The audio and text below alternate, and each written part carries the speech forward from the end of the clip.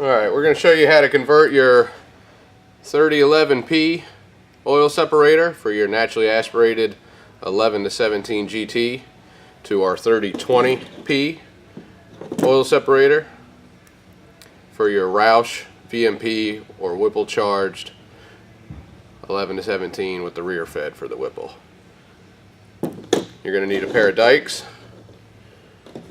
a long screwdriver, and or an 18mm wrench. Step one, you're going to do, you're going to take your pair of dikes, and you're going to need to cut your crimps off of your can.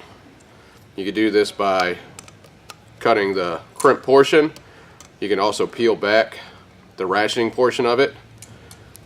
A couple of different ways to do it. Usually give it a nice little twist. It pops. Pull it off. We're going to do that for that side, and then the same for the other.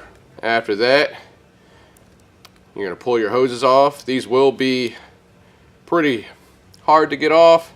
Will require some effort.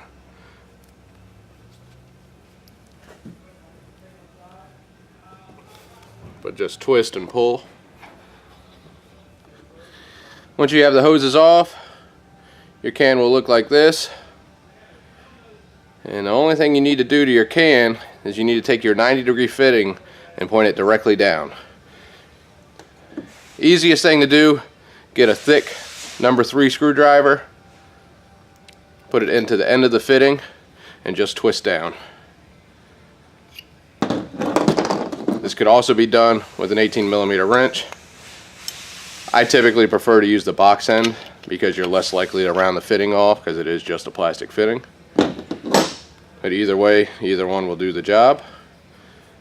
So now you are ready for the install of your rubber hoses here. On the one side, you can use a provided heat shrink, which is strictly for aesthetics. You can choose not to run that if you wish. Put it onto your hose. I like to use a little dab of oil on the inside to help with pushing up the barbs. Get that in there, and this is going to go on the straight side of your oil separator. If I am using the heat shrink, I typically like to push it most of the way up the barb to right about there, and this will help when we do heat shrink to have a nice overlap there to have a uniform look to it. So we're going to leave that there and take our tree, a little touch of oil.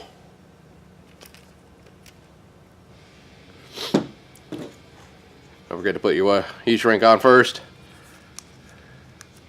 And the same thing, that's going to go on your 90-degree side. And again, most of the way up.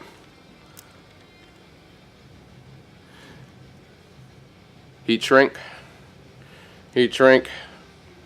And then once you have those wrapped around, you will complete the install by pushing your hoses all the way up to the ends of your fittings. And then you're ready to install onto the vehicle.